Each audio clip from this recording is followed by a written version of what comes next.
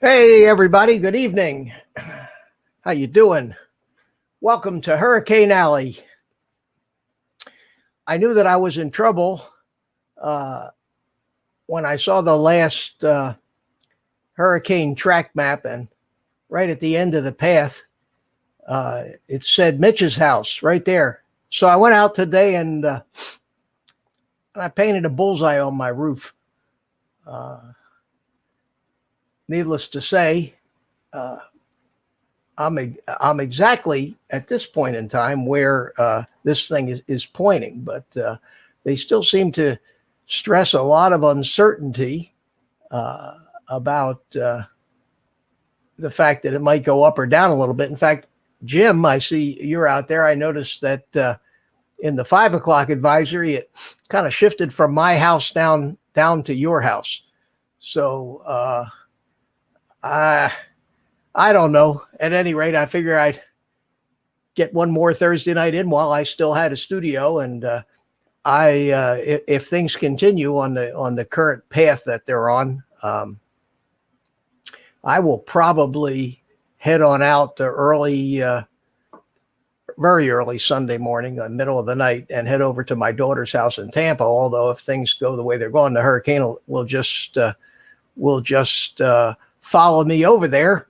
But by the time it gets over there, it'll just be a little baby category 1, which is nothing. And the disturbing thing is that every update that I get, they seem to make it stronger and stronger. Now they're calling it a Cat 4. I've been through a lot of hurricanes here in Florida, and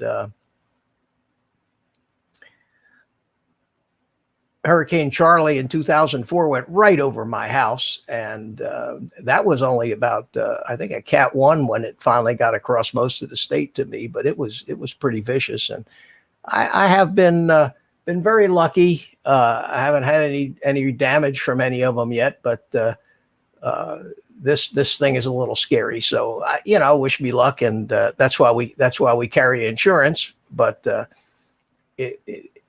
I certainly am not going to risk my life sitting here in a manufactured home with 120 mile an hour winds outside. So we'll see. It's always exciting. Anyway, I see I got Carlos in the green room. I'll bring you in a second, buddy. Hang in there. Let me just say hi to Jay Corey Sabia 55. Said hi, Mitch. How you doing? Thanks for stopping by. And Drone Life, Peter Carroll, how are you? Good to see you. You don't have any hurricanes in Australia this time of year. Maybe I ought to just hop a plane.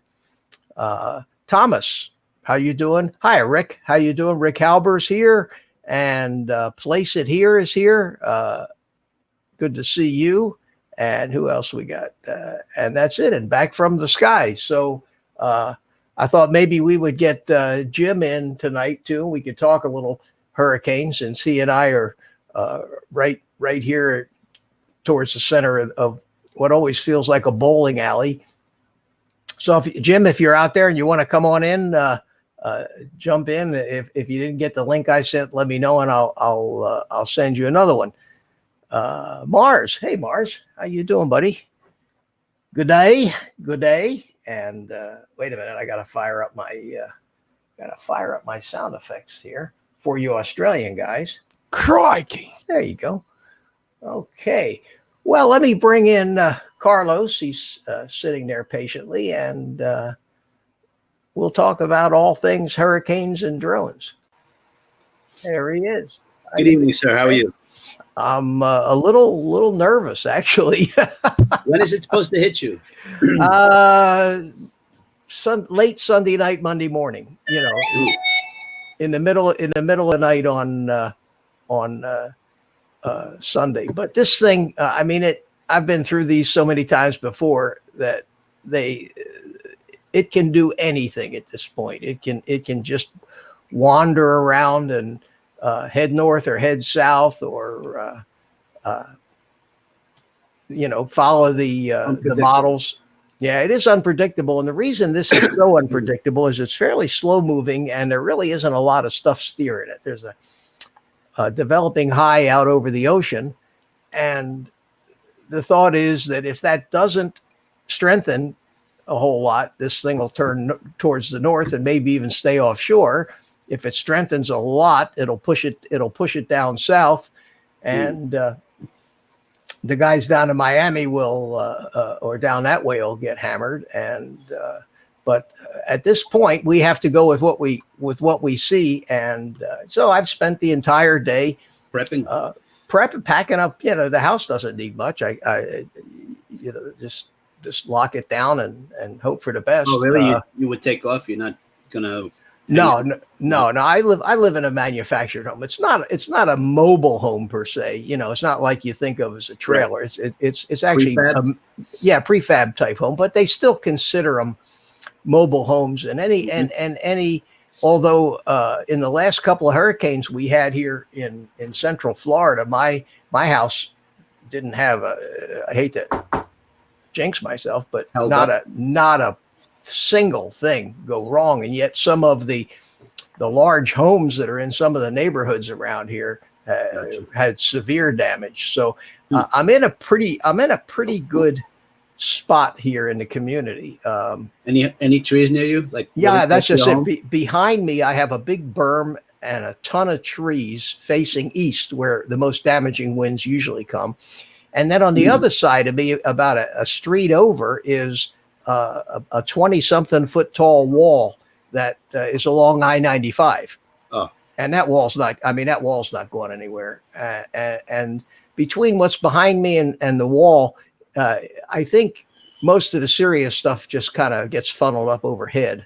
But no, I would not risk hanging around here. So what's the plan? Hotel or? No, I head over to Tampa, over on the other side of the state. Gives me an excuse to visit my daughter over there and her family. I don't see them as often. And it depends on where it goes. You know, things can change drastically in a day with these, and we're still 2.5 days away from it, which is Right. a long way. So it may very well be the thing totally changes its mind, and I'll be in the clear. So I'm ready. You know, I've prepared. I've Water, flashlights, well, that's if you plan to stay. protected drones. Did you protect them? No, they're coming with me. You know, you got to decide what to take. You can't take the furniture with you. You can't take the pictures on the wall. Gotcha. You got to take. You know, I got to take what I just spent money on, and so you know, I'll load up the car with computers, and I won't take monitors, but I will take my 2 computers, the one from the studio here and the one from my office, and all my backup hard drives and gadgets. You have the goggles and the spare screen, right? Didn't you get a second screen just in case, a replacement? Oh yeah. I just threw all the drone stuff in the bags that I carry it in, and I'll just pack that in the car and head on out. Probably head on out in the middle of the night, like 2-3 in the morning, because otherwise the traffic is just absurd. But we'll see. You know, how long is the ride to Tampa for you?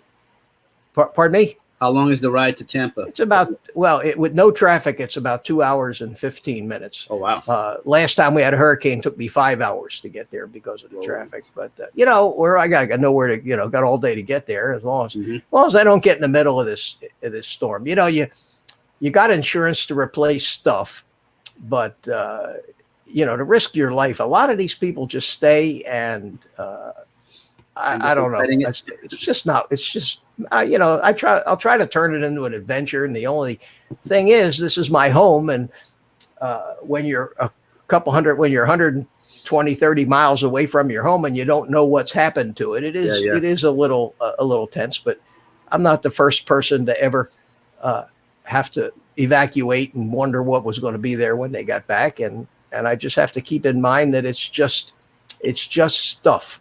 And at the end of the day, and insured, like you said earlier. Yeah, and sometimes it's time to get new stuff, you know. So, Mitch, I have to make a quick call. I actually have a fish tank sort of emergency. Oh, okay. I'll be back shortly. All right. Well, go ahead and just hang in there, and I'll keep an eye out for you. Thanks. All right. Let me catch up in the chat here and see who we got. I'll start at the bottom. I can still hear you. Okay, can't hear him now. Mars still here. Whizbang, how you doing?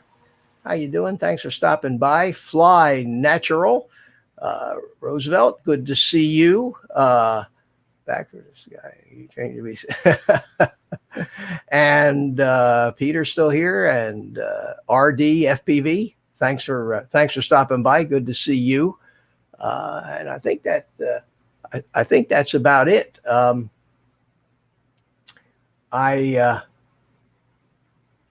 have plenty of room for some guests if you'd like to come and join me.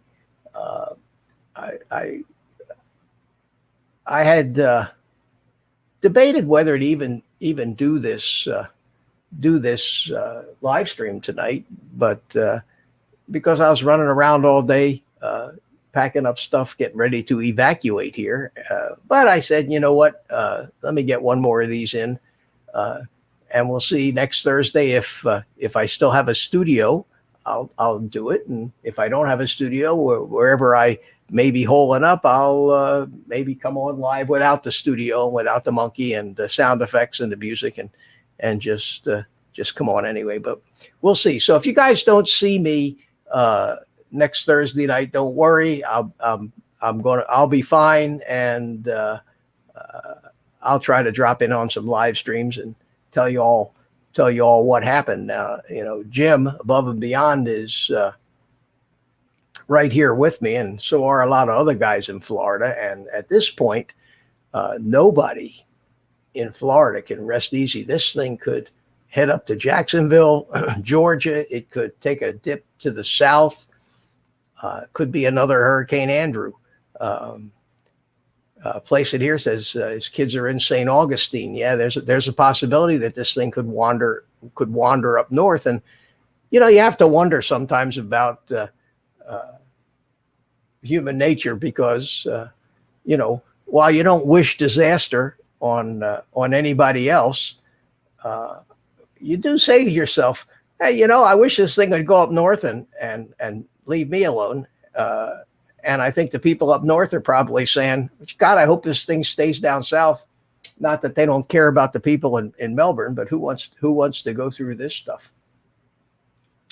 Rad Girl FPV, how you doing? Good to see you. Thanks for stopping by. How's the flying going? Wait, I don't watch the news at all. Is there a storm coming? Dorian.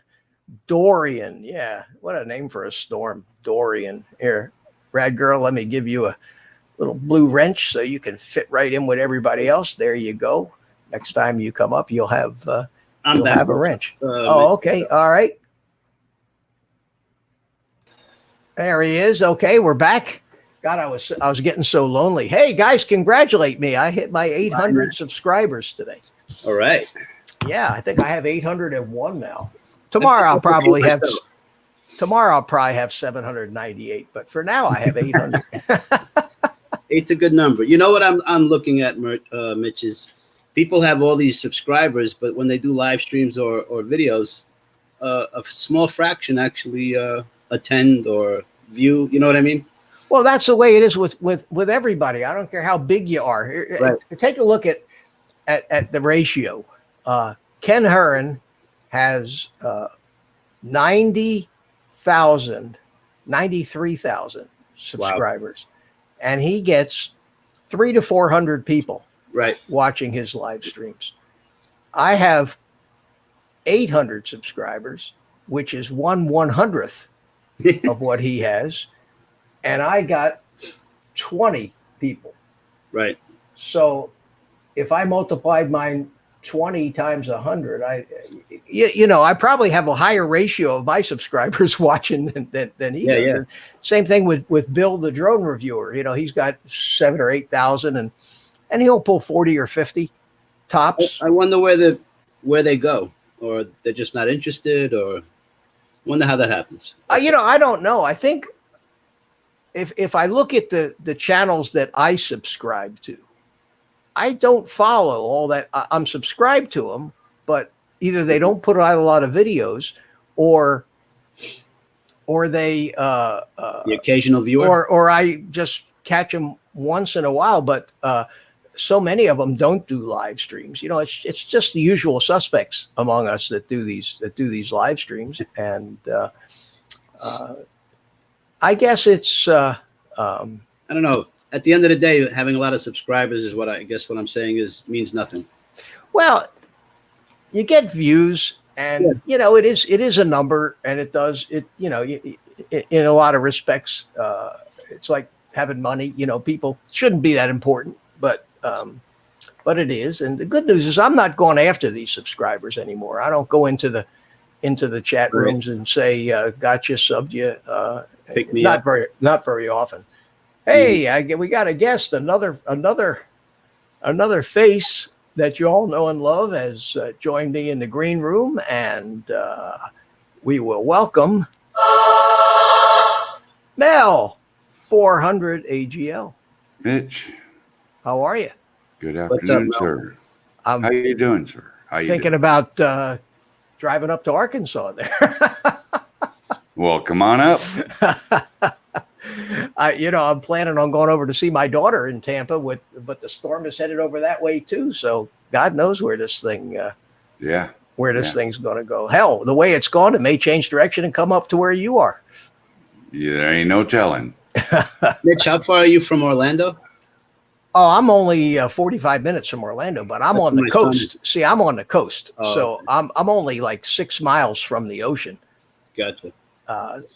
So it's not. It doesn't have a whole long way to go. Orlando is going to be better sheltered than where I am, and my son lives right on the intercoastal waterway, which is just separated from the ocean by Merritt Island and Cocoa Beach, which are just two barrier islands. So and the back of his house faces east with a 1 mile wide stretch of the Indian River back there. So he's depending on how this goes. I have a lot of choices. If it looks like the storm's going to go north, and we don't get on what they call the dirty side of the storm, the northeast quadrant, where where I'll be right back. Oh, okay, well, where it's worse. And it doesn't look like my son's going to have to evacuate, then I'll probably go over there. But the way it looks right now, he's probably going to have to evacuate too. They're probably going to evacuate everybody from east of Interstate 95, and I live just on Interstate 95 on the east side. So everybody's going to have to head out. And it's smart. It's smart to head out.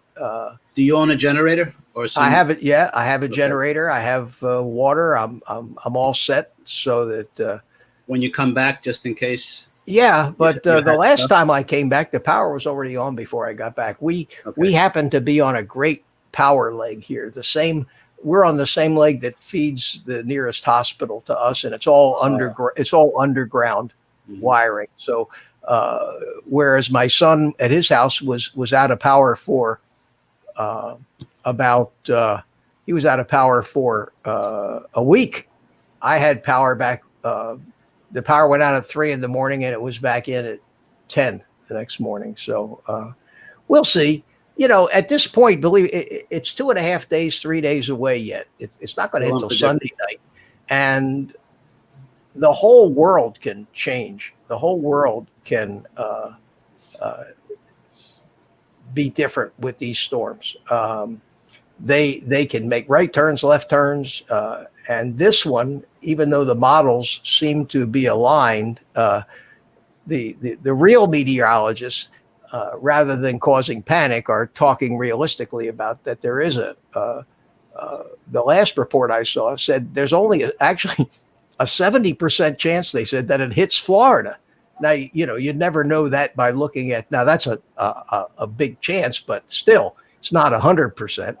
Oh, that's good then. So tomorrow will get us closer, and everybody recommends that you Get ready. weigh your options and make your decision on Saturday as to which option you're going to take. And unfortunately, sometimes you can't wait that long, or you just have to sit in traffic for 2 days, so there's a lot by then it's too late. Yeah. and there's a lot of people here in Florida, and there's always one dummy that's going to have a traffic accident or break down right in the middle of the highway and block it, and then you're all in trouble. So I we'll hear more see. people live in Florida than they do in New York. There's a I mean, you have more space, but still, you have more population. yeah, and it's continuing to grow too. I don't know if I'm happy about that, but It is what it is. It is what it is. Yeah. I was But surprised to hear that. we'll see. We'll see. So how did your move go, Mel? Went well.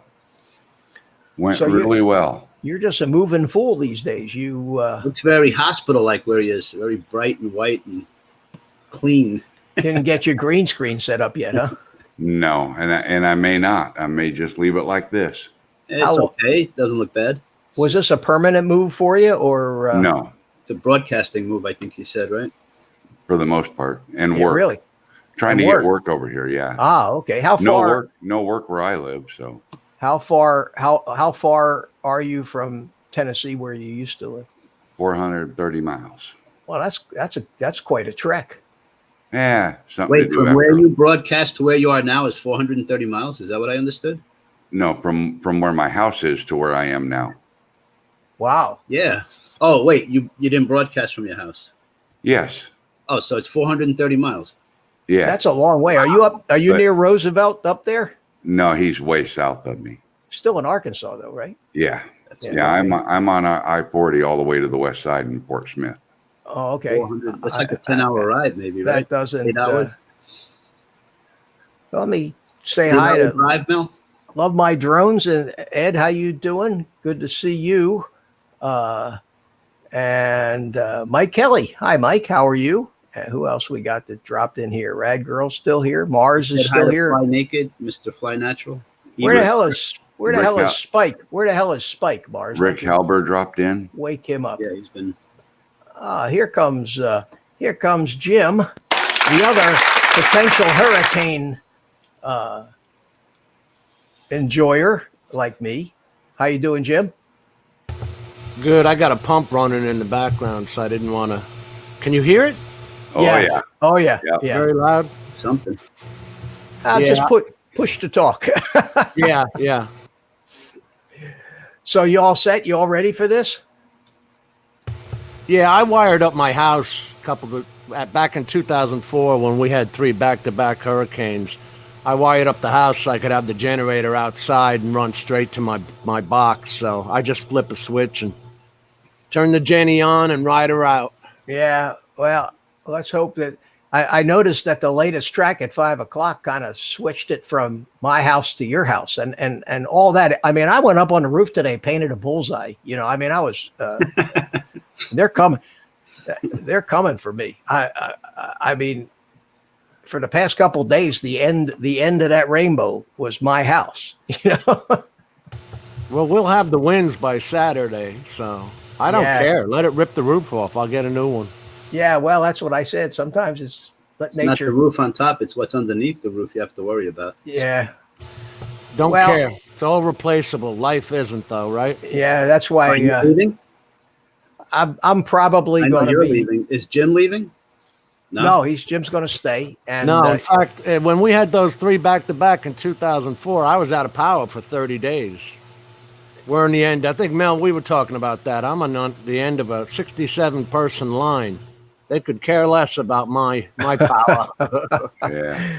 yeah, back in 2004, I was living in Orlando, and I rode out all those storms in 2004. Charlie, that's the first time that I ever was in the eye of a hurricane, and it went right over where I lived. I mean, smack over it, and the wind was howling, and all of a sudden it just got quiet, and you could walk outside, you could see the stars up through the hole in it. Well, And what then- you were talking about is right, Mitch. The eye is one of the safest places. It's Yeah, the unfortunately, it doesn't stay northeast put. end of it. That's the Yeah. ripper upper. Yeah. You want to stay out of. They call that the dirty side of the hurricane, the northeast quadrant, Yep. and on the last couple hurricanes, that's what we got. And it wasn't so much the wind; it was the water. We got 20, 30 inches of rain. It was incredible, It's a good incredible. thing you live near the hospitals because they tend to bring those places, back. Or Well, we got power. Power has not been an issue, and I only I don't have a big generator. I have a small 2,000 watt job, a little inverter, quiet, just big enough to run the fridge, a TV, maybe a fan, and a light or Lights. two. Yeah, And and that's all I need because in the last number of power failures that we had here, they never in my place. They never lasted more than a couple hours. They came right back on. Drone Just keep shots. in How you Orlando. doing? Drone shots in this year. Orlando near Disney, and they tend to bring those places back. I think he was out for like a day and a half. Yeah, my son was out for a week the last time. And the reason he was out for a week was because it was a transformer on his pole that blew. So of all the people on the street, he was the only one affected. So he wasn't a priority. And they finally got around to fixing that. That was a nightmare. I see. Mitch, do you cook on electric or gas? Electric, but I have a gas grill.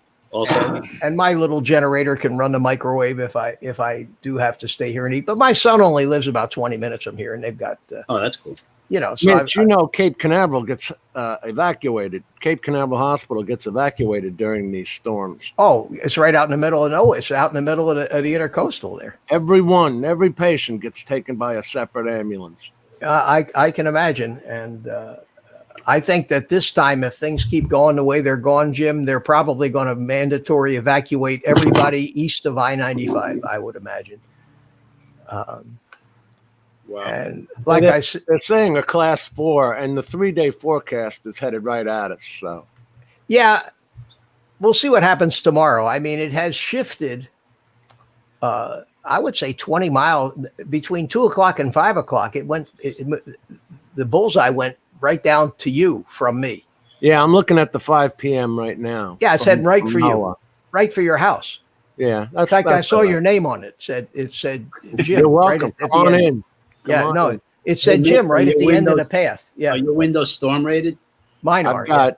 I've got steel shutters up. And steel. Yeah, you'll be all right. And I think water is probably the worst, right? More so the damage of water. Or depends if you flood. If water's a pain in the butt.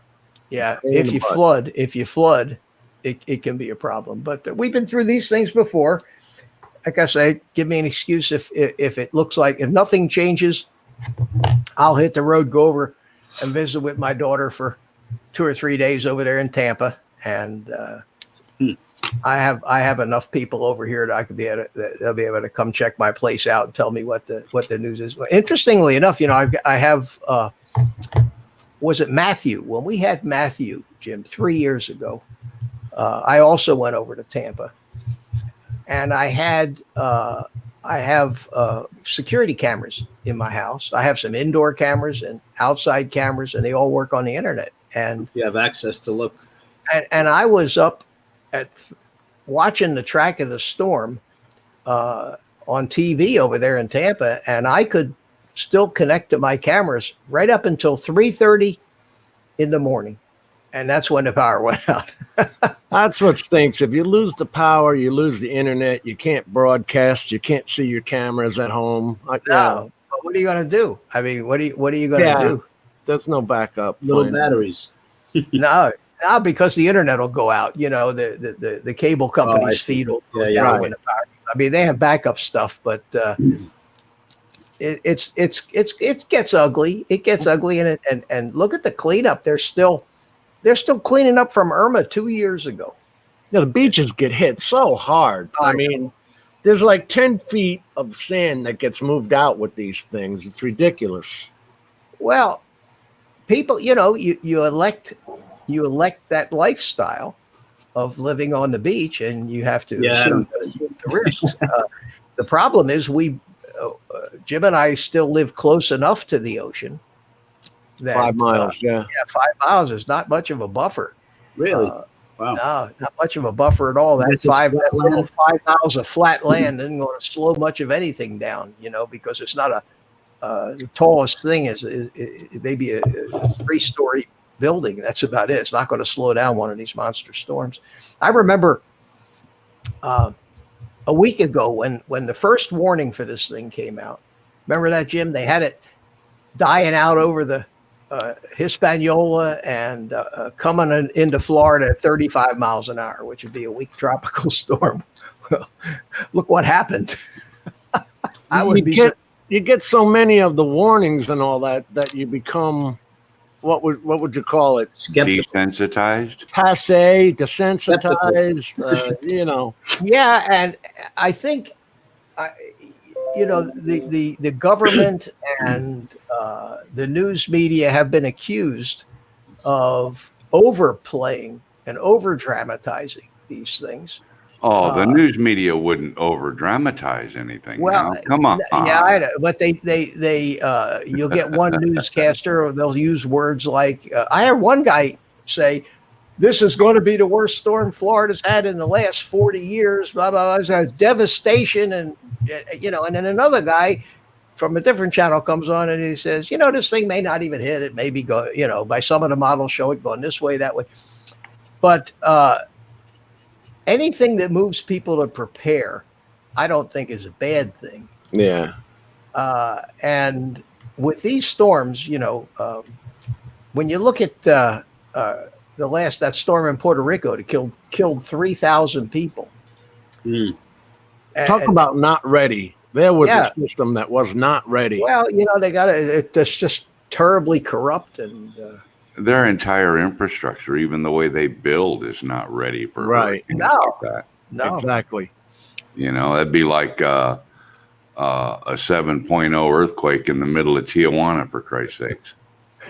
You'd be surprised. New York Electric, the grid is hundreds. It's really old. It's not really up to par either. None of our electric grid is. Yeah, it's pretty sad.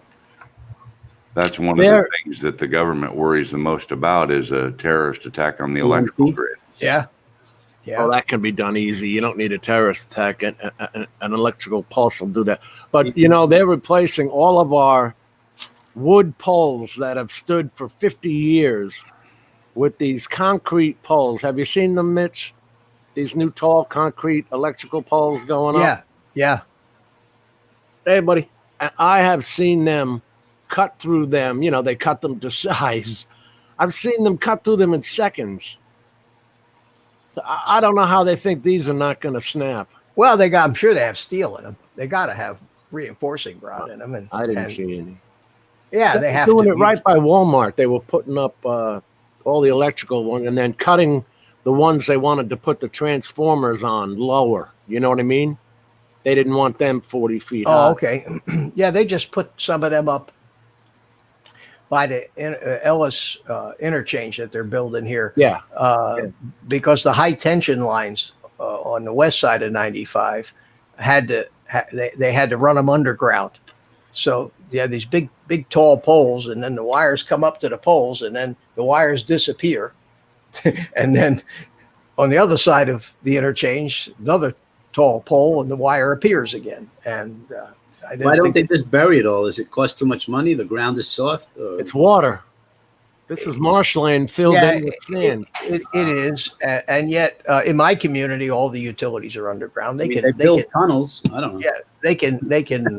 This is not like New York where they dig down to bedrock. This is marshland. Marshland. Yeah, we're right at the headwaters of the St. Johns River here. And when you get just west of 95 there, it gets very swampy, especially during the rainy season. And interestingly, the St. Johns River is one of, I think, 2 rivers in the world that flows north. It actually flows from this area where the headwaters are up to Jacksonville, and that's where it goes out into the ocean. So the only exit that all that water has to get to the Atlantic Ocean is through is up in Jacksonville, and because it's a couple hundred miles. Whenever we get tremendous rains down here, the levels of that river rise and rise and rise and just flood everything, and the water's got nowhere to go until it flows up, and then for weeks to come, you hear about the flooding moving north, right, Jim? You'll hear about the flooding in Sanford. Lake Monroe will flood, and then you'll hear about the flooding up in Astor, Route 40, and finally it gets up to Jacksonville and finds its way to the ocean. There's that big one in St. Cloud, too. Have you seen that one just to the left of 192 on the left-hand side? Big old lake. Yeah. That floods out. Well, that feeds, that's another inland body of water that feeds the headwaters of the St. John. It's quite a river system there. But the Tennessee River and Cumberland River both flow north. Do Cumberland they? flows into the Tennessee. Tennessee flows into the Ohio. Ohio flows west into the Mississippi, and then it flows south.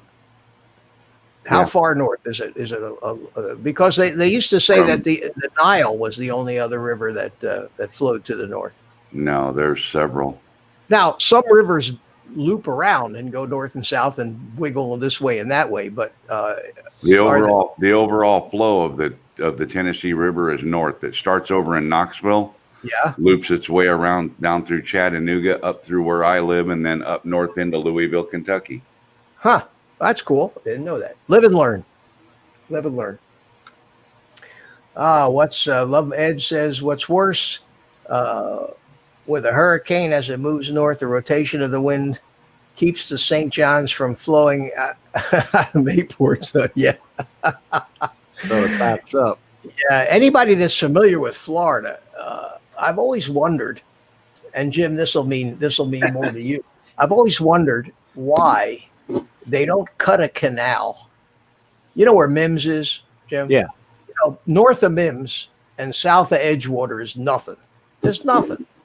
And they could cut a canal like they did down in Lake Okeechobee, the St. Lucie Canal. They could cut a canal and put locks in, put gates in it, and control the level of the St. Johns River by venting it out to the ocean before it has to take that last 100-mile journey up to Jacksonville. But Just south of me, they have the Three Forks Marsh area, which they built, which is huge, huge.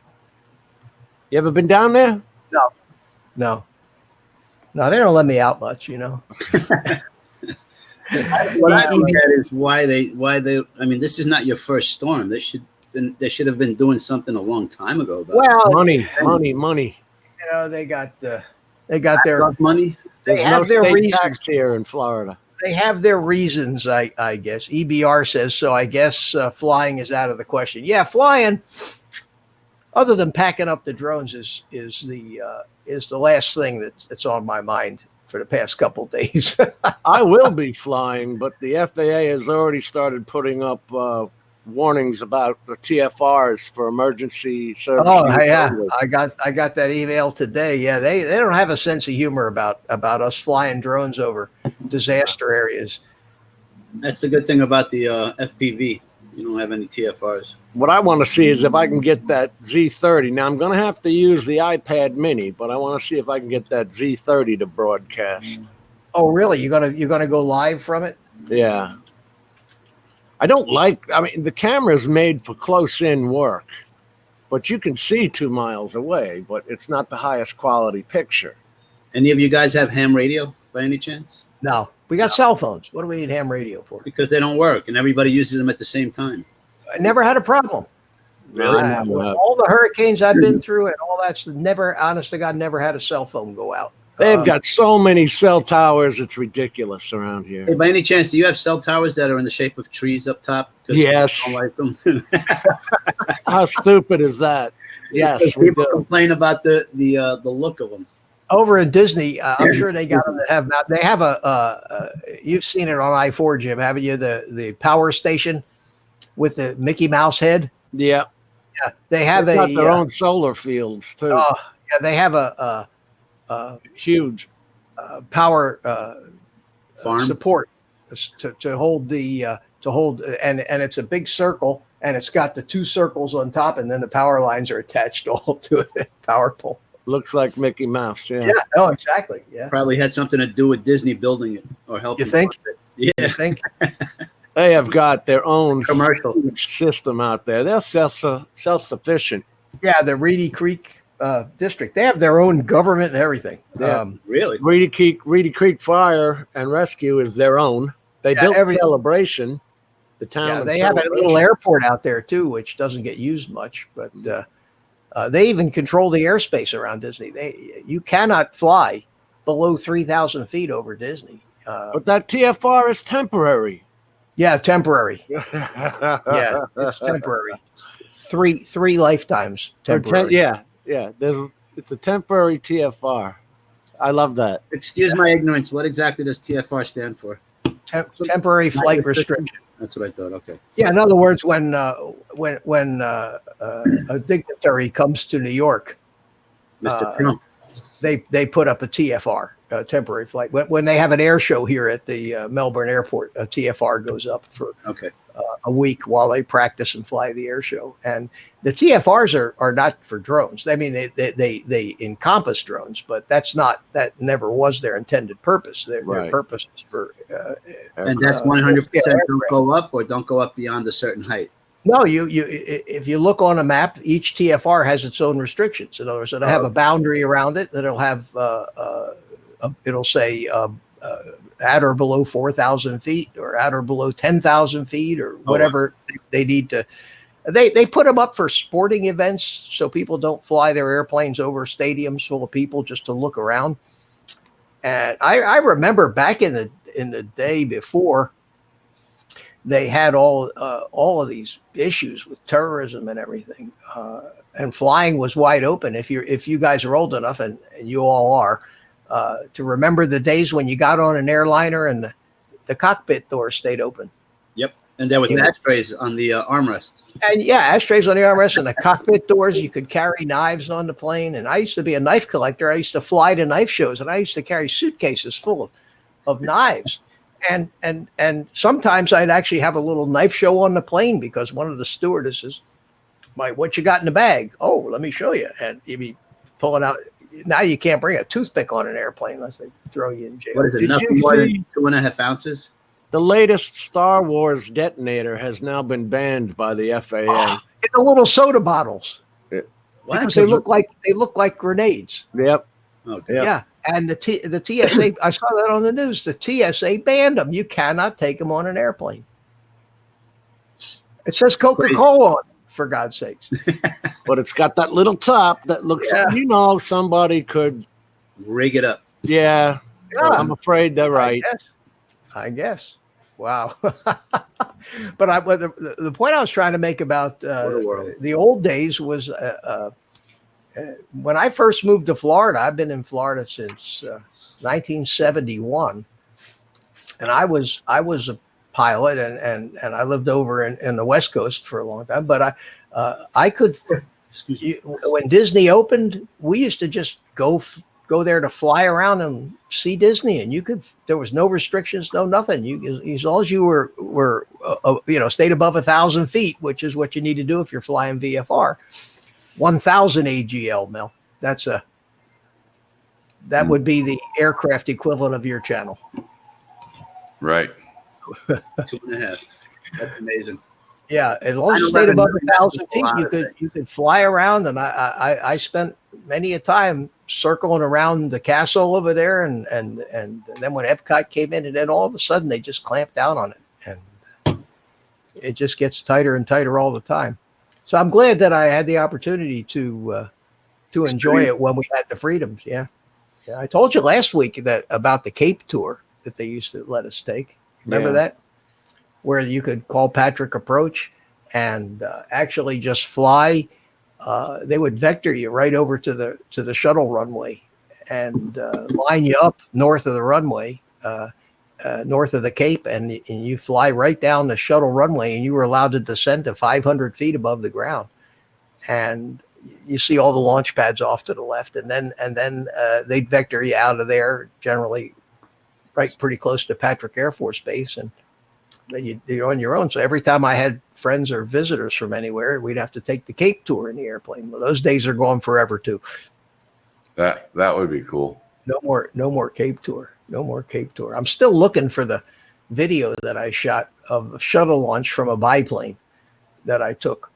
And cool. Yeah, I have I had a little. Fly slower than most planes because of the double wing. No, this little biplane of mine was a little aerobatic thing, and it was 110, 120 miles an hour. You didn't want to fly too slow because it was kind of heavy. It would fall out of the sky like a brick. I can't find any of my videos that I took when you remember Jodie Foster in the movie Contact? Yeah. I was a paramedic on that movie for no kidding. Out at the Cape. Yeah, and I had some great pictures of all the pads and all that.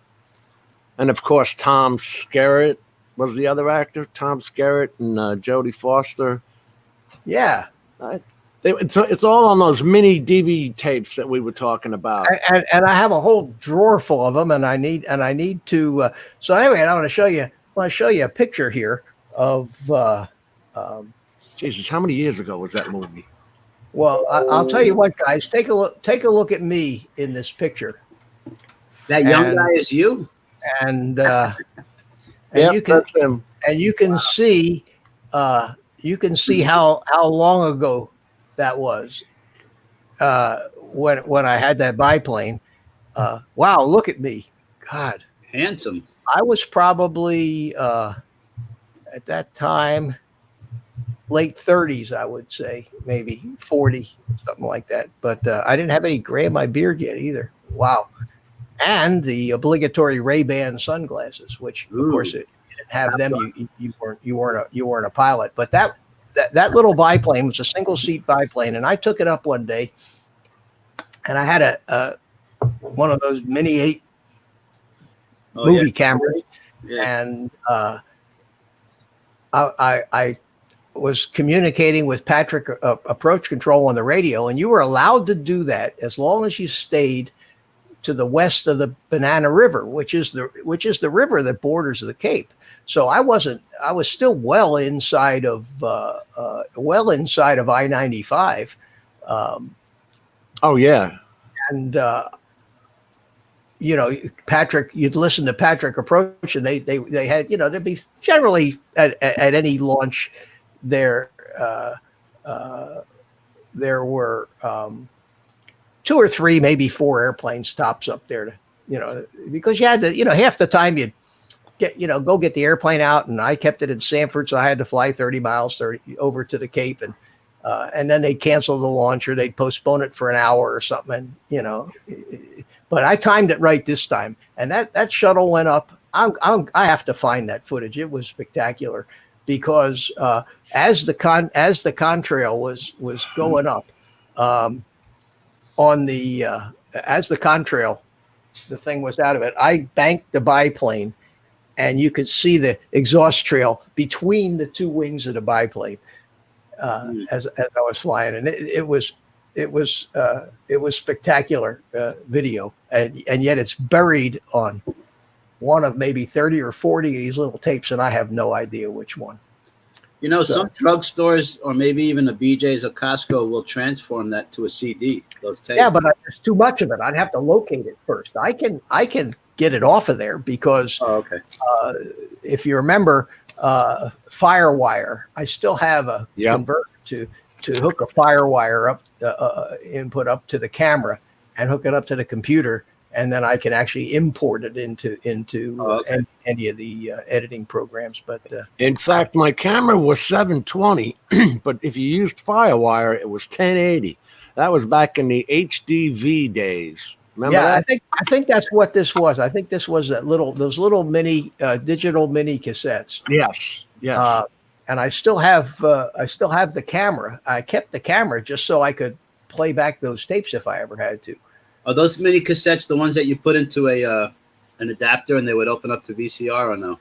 No, those were about Super 8. Like those were thicker tapes, I think. Although they may have made adapters for those. I don't. Yeah, I never saw one.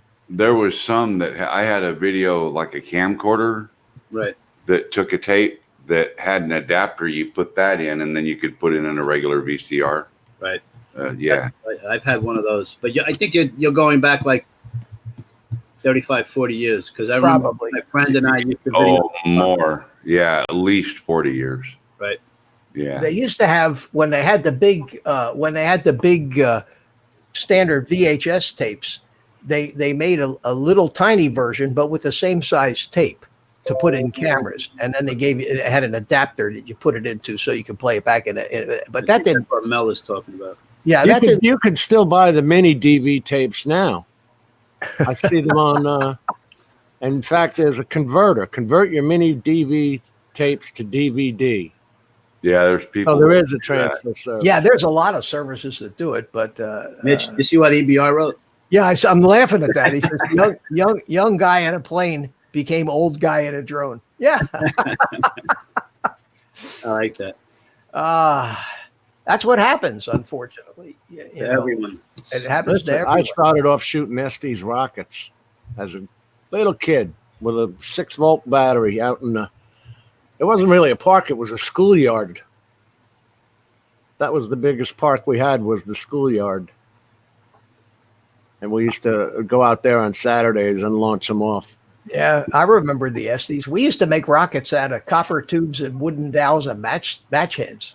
Remember those? And JetX. Yeah, we used to do it out of. You get enough toilet paper rolls together, and just a wooden stick up the side. Mel's shaking his head. Mel remembers that. You remember the Using the sulfur motors. Yep. Yeah, we used to take a piece of copper plumbing pipe and get a wooden dowel and hammer it in the top and drill a hole through and stick a nail in the top, and then we cut a dowel for the bottom and drill a hole long ways in it for the fuse, and then we'd make fins out of balsa wood and glue them on the side, and then you'd fill the thing. You'd take a bunch of matchbooks and just cut the match heads off and fill the whole rocket full of match heads. Yep. You bang the wooden dowel in the bottom, stick the fuse in there, light it, and it just went bang like a gunshot. It didn't go off like a rocket. It was more like a bullet.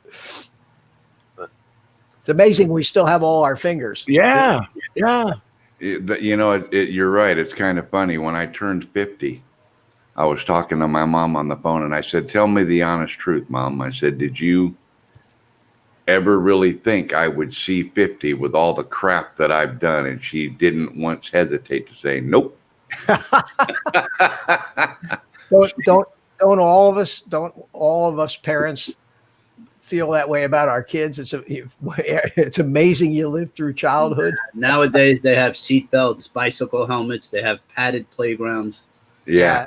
They wouldn't think of doing the things we did. They don't even have metal swings anymore. They have these leather straps so you don't get hurt. And they have hand sanitizer. Yeah, everywhere. Yeah. Everywhere. I remember standing up in the front seat of the car. My mom would be driving down the road, and I was too little to sit down. I couldn't see out, so I'd stand up. And nobody would think twice about, Mel, sit back, put your seatbelt on. Yep. Yeah, well, never mind. I was going to say something. But Well, they had that. bunch of sissy kids we have now. Holy cow. I see Gary. They're soft. Gary Brand Ariels is there. Hey, Gary, how you doing? He says, "I'm lucky to have all my fingers. I had all mine until I was 64. Did you lose a finger, Gary? I didn't know that." Call them lucky. So, Mel, I guess with all this, you haven't really been flying much of the FPV, or? No, I haven't had time. I did get the camera put back in and straightened up. Okay. Did you get that little print it? I haven't done that yet either. Okay. But I did bring a printer with me, so I've got one of my printers. Cool. So I'll probably do that in the next couple days here. We'll see. How long you gonna be up there? Don't know yet. How did you find getting that camera back into place? Pain in the butt or easy for you? I had to take the whole drone apart. Had to take the board and everything out and disconnect motors so I could tip the board over and get room to work in there and from the front and the back. And It's a nuisance. what a pain in the butt. Yes. Yeah. Oh, Gary lost his Mitch, finger on a table saw. Any flying for you, Mitch? No, I haven't. I just just a little bit out around the house here, just testing things and playing around. I've been tweaking on some of the stuff and working just to make sure. I took this. This is the only drone I have in the studio, but this new one that I built. You remember this one with the Tarsi Air on it? That I took this out and did some line of sight flying with it. I enjoy flying these things line of sight. That's more like an RC airplane. The only problem is sometimes it's tough to see whether they're coming or going. Yeah. Yeah. Tricky. You can't take them too far away.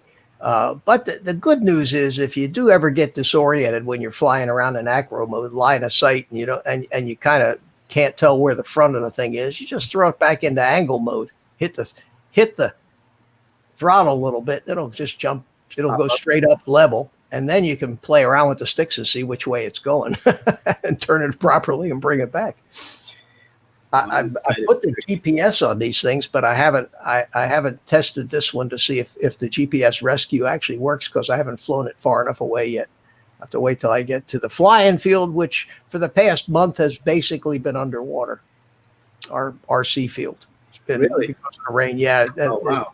It floods. It gets real wet out there, and it's There's only really been open one day in the past 3 weeks. There's a I big would tell you RC club perform here. coding. I'm sorry, Mel, go ahead. I'm sorry. There's a big RC club here. They invited me to come out Monday. They're going to be doing a big air show. Oh, cool. You want to fly your drone? Don't know. I'll take them with me. I don't know how far the invitation goes. I guess there is a guy that flies FPV out there, though. So Roosevelt says, wants me to fly my drone into the eye of the storm. No.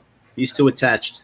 No way. No, not only that, but I'm not going to be anywhere near the eye of that storm. Trust The me. eye is the quiet part. the eye Yeah, is the place to be. It's what Yeah. you got to get to go through to get to the eye. And then after the eye passes, I told you I had that one experience where I actually was right in the eye of the storm for about 10, 12 minutes. And the wind's coming 90 miles an hour from one direction. And then all of a sudden it gets nice and calm and quiet. The wind goes away and you can look up and see the sky. And then 12 minutes later, bang, wind comes from the other direction. So what that does is any trees that kind of got pushed this way, the wind hits the other way and just The other way. knocks them over. Don't forget, officially, they're only able to handle 23 to 26 miles per hour. Officially. Officially, The trees? No, our drones. our drones. Oh, okay. Yeah. I have visions of the Wizard of Oz when Dorothy's gone up in the tornado. Yeah, that's what I can see my drone doing in the eye of the storm. But just imagine if you did that and you had like maybe a 3-cell battery, once you get it into the rotation of the storm, it should become part of the debris. You could actually just kill the rotors, right? And just go for the ride. Put it in attitude mode. What the heck? Don't those tornado chasers do that with their equipment? Disarm the motors and record video, man. You know what that video would be worth if you could actually find the drone and get it back later? Yeah, if That's true. That is true. that's a big He has DVR in his goggles. He's got something, right? yeah. You imagine Well, there that, you go. chasing your flight recording to see where the heck it went?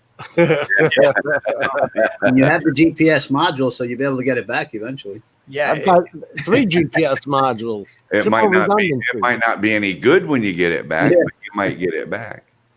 But just imagine what that video would be worth. Yeah, that's something here. yeah. I I'll tell you what it'd be see. worth. The government had come find me for flying where I shouldn't be flying. Is what would happen to me. Well, that's what I was saying. I want to see if my COA will handle this, or if I have to apply for the emergency COA, which they should tell us by now, if not tomorrow. Hadley over at SMG Drones is getting her team ready to fly as soon as the storm's done. Really? Yeah. Are they going to work for the what's that company that handles the dispatch of the drones in emergencies? Well, Precision Hawk is one of them. SMG Drones is a division of Precision Hawk. And they went to Drone IO. Precision Hawk took it over. Yeah. That's for jobs. Drone Yeah. out. Yeah. Well, Jim, there should be some work in this for you after the storm passes in insurance and reconstruction and all that, huh? There should be, and there's this other team, Drone Response, that I'm working with. So we'll see what that does. They're out of Miami. So, Jim, your generator is gas powered, propane, Gasoline. gasoline. Funny enough, my brother in Long Island, he converted all his to propane. Right. Some of the bought a these, 250. generators have propane, gas, and You can convert them all to propane if you want. right. But I prefer the gasoline. Yeah, because you got to have a big tank. Generally, they have to bury the tank in the yard to have. Yeah. He Propane. buried a 250-gallon propane tank. So there's Yeah. no natural gas by you guys in Florida? Yeah. Oh, yeah. Sure there is. Because I know here they have these. I don't know. You probably have it there. This company Generac, where they have. Yeah. They Little make generators. Generacs nationwide. Yeah, they sell. They use natural gas or propane And diesel. gas. Diesel. And diesel also, yeah. So you have to stack. You have to store diesel somewhere in the house or in a tank somewhere, I guess. Well, outside in on the the yeah, property, in a tank. Yeah, you probably put it in a tank like you have heating oil in up north. Right. You know, Right, big exactly. drums, these oblong-looking drums that sit up on legs next to the house. Well, they don't have that in the city though. No, we used to have it on Long Island, though. In our basement, we had a 250-gallon oil tank Right. for the home heating oil. I'm glad we don't have that down here, boy. Oil. The price of heating oil is a joke. Yeah. Absolutely. Kerosene, number one diesel. Yep. It's all. Yeah, my brother. That's why my brother converted all of his over to propane. Love my drones. He's a fanatic on that propane. Why don't you change over? Blah blah blah. Because if I have a problem with mine, you know what I do? It's got a tiny little carburetor and fuel bowl that I take apart, replace the parts, put it back together. I'm done. Yep. It's not a big deal. Not only that, but if you have to, you can siphon gas out of your car to run it. Yeah. Oh yeah, that's always a. But I say for me, I just got one of these little 2,000 watt. It's a Harbor Freight version of a Honda. You know. Well, just make sure you run that fuel without all that ethanol. Ethanol. Yeah, I put the what's the name of that treatment? Fuel you put- stabilizer. Yeah. Stay-bil. Stay-bil. Yeah, I put that in the gas can that I have. But this thing is just to get me till the power comes back on, because if I ended up with a real lengthy power failure here, I would just hightail it over to my son's house anyway. So Yeah. You said you have an inverter, Mitch, right? yeah, it's an inverter, so the thing is so quiet it hardly makes any noise. You know. And That's another thing is some of these generators won't power correctly like a laptop. Has to be pure sine wave. If you hook it into the main, I got mine running right into the house main. So I just shut upstairs off and I run my large, they're 2,500 compressors. I just run the downstairs compressor and everything off of it. Thank God I got well water here. I don't have city water or anything like that, where I'm self-sufficient. I turn on that generator. I don't need you. Right. Because we've got city down here in Melbourne, their pipes are constantly breaking because they're 80 years old. so you actually have got a deep well? I pump out of a 260-foot well. Yeah. You have to treat it. You have to use a water softener, take I the got iron out of it, and all that other stuff. I got a water softener. I use salt. Wow. In fact, that's what killed 6 of my DJI Inspire 1 batteries. How so? When the thing went into backwash, dumbo here, all my fault, I had inadvertently clogged the backwash hose that runs to the outside. Well, so the thing shot all over the garage, and I had my batteries in a plastic carry can. I don't know how else to, like if you had a half-gallon of ice cream that came in a plastic bowl, I had 6 batteries sitting in that. Well, that thing filled up with salt water. Oh. Killed them dead, brother. That's expensive. Oh, hell yeah. But I got to take apart DJI batteries and see how they work. There's actually 12 cells in there. They're in 2-cell pack series. Yep. It's interesting because you can make your own battery, put it in there, as long as you got the board is still good. If the board is still good, and you can get the cells. Hey, So Mel. I've seen guys putting tattoo batteries in with XT60s and XT30s. Hey, Mel. When you bought your Tyrannus, did Uh-huh. it come with a battery? No. it didn't even come with the battery tray for the double A's that you're supposed to be Yeah, able to the old put in ones. the back. Yeah, because I was Jim Wallace is in the chat room, and he had emailed me about what to buy, and I sent him a link over to Race Day Quads where they had this thing for $104, and then he comes back and he said he needed to buy the battery and the charger, and I said it comes with the battery and the charger. Mine came, but you see what I did is I bought You have the next step up. I bought the QX7S. Yeah, that's different.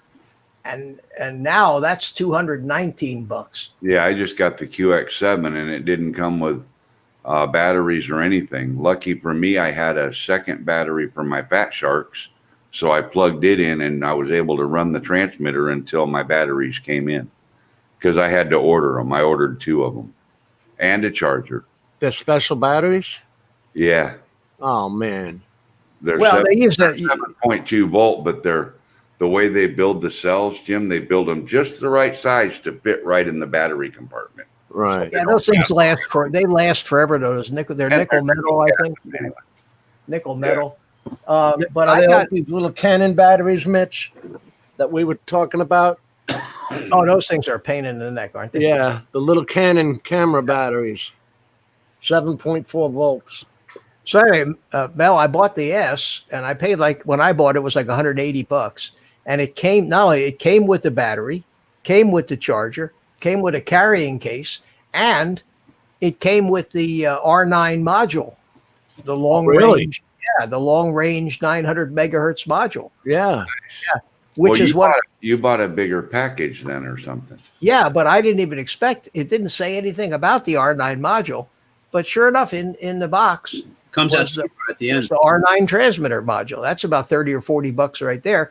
Yeah. So And the charger and the battery. and the charger and the battery and all that other You stuff. got all that with it, Mitch? Yeah, it all came with it, but it has the S has the Hall effect gimbals, and the switch placement is a little better on it. There's a few minor changes that make it a little less likely to accidentally hit the switches with your fingers if you're a pincher. On the QX7, from what I understand, I've never flown one, but if you're not careful, you can bump one of the switches with your finger. They angle them differently on the Sounds S. stupid, but does anybody else use their thumbs? And I'm not talking about on the top of the sticks, but at the bottom. I've gotten to where I'm holding the controller and I'm using my thumbs at the base of the sticks and just going like this. How do you? I never heard of that. You can do it with the left side throttle easier than the right side.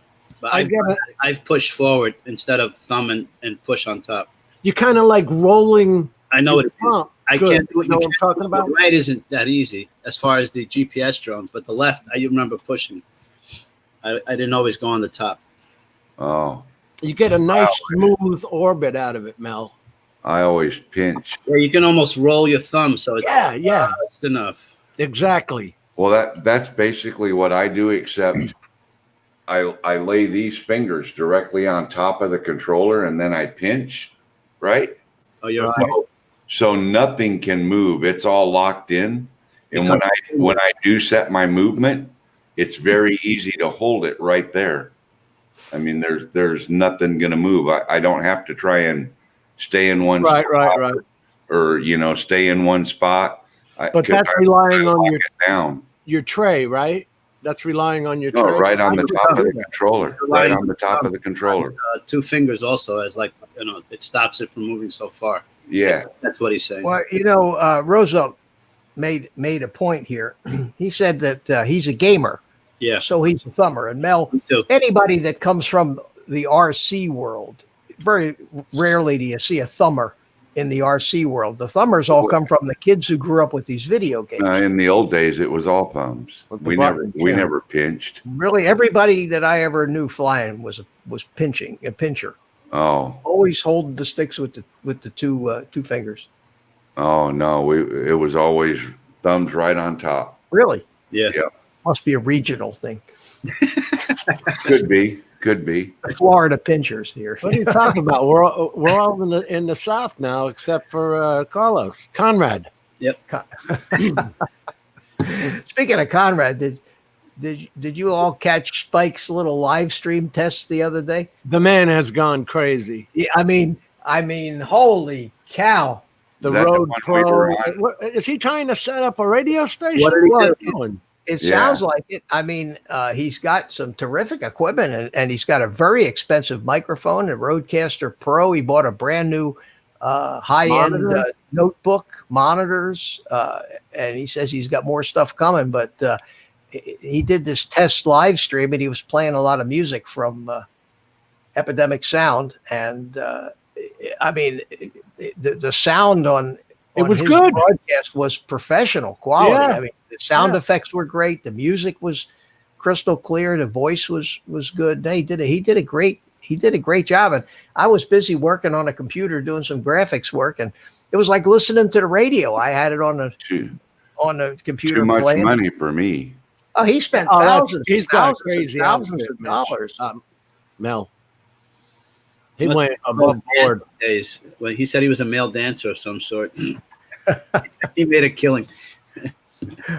Good for Well, him. I don't know what the windfall was. He said he had some kind of a payout or windfall or something. But more power to him. I mean, he's Absolutely. living the If dream, and If that's what makes him happy, then go for it. Yeah, I just didn't understand what direction he was going in. So he is going in Mars. He's going in the radio direction.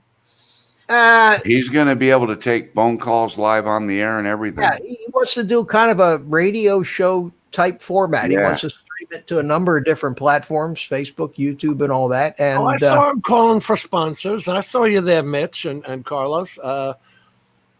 yeah, I had no idea he was going to go this far.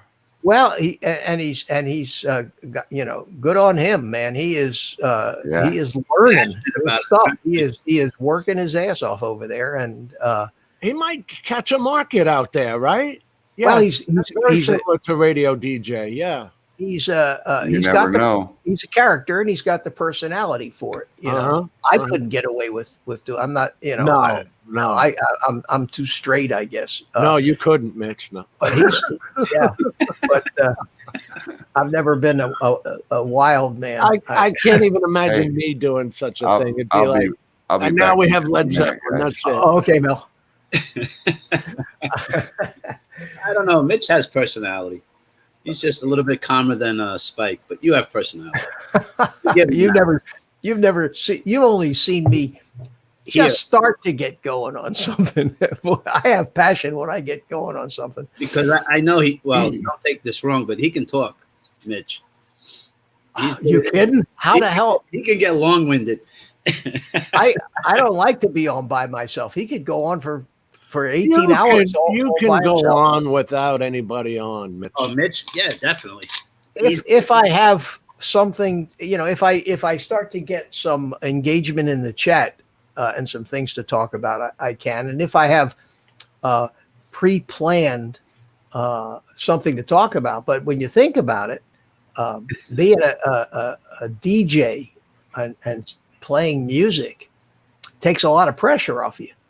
Yeah. Because hey guys and gals, here's one from so and so and so and so, and start playing it, and then light up a cigarette and just walk away, sit back and relax for a while. Yeah.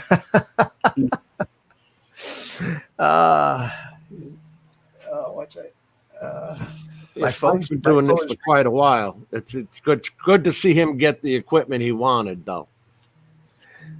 Yeah, he's been talking about it a lot, and it is good. It is good to see him doing that and learning how to use it, and it's very impressive looking stuff too. So, is he eligible to be monetized on YouTube at this point? I think he is. He took his numbers down, so we don't know. I think he's talking about needing some more. He needs to build up some watch time. I think that his watch time hasn't been up there. I know I'm just about. I agree, course. Jim. Agree what? Where? It's just you and me, Jim. In the chat, Jim says Spike setup is a bit of overkill. Yeah, it is as far as I'm concerned for anything I'm going to do. But what he's doing, he seems perfectly happy with it. Yeah, and I say more power to him. Jim says he has over 1,300 subs, and I think he has the subs, but I think he's just a little short on watch time, and that's tough. That's tough to get. I'm myself since December when I started this thing. So it's what, 8 months? Yeah, I'm 8 months into this.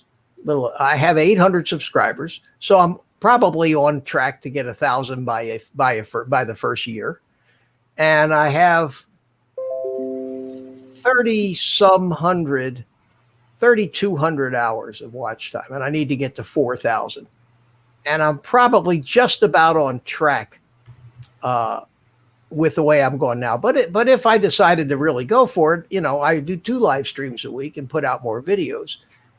But to get monetized is not important to me, because monetized for what?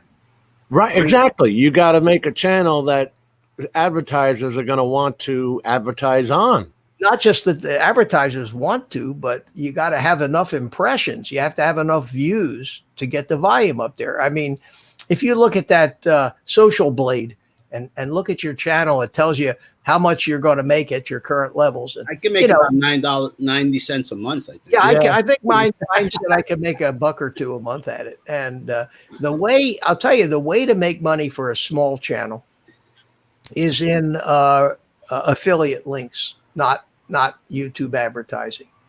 You mean like being the Patreon and the the affiliate links, where you join Amazon or Banggood as an affiliate. For example, I have an affiliate account with Amazon, and I have an affiliate account with Banggood, and I really haven't pushed it much, but I did that one video way back about the vlogging rig with the GoPro Hero 7, and I put all the pieces and parts.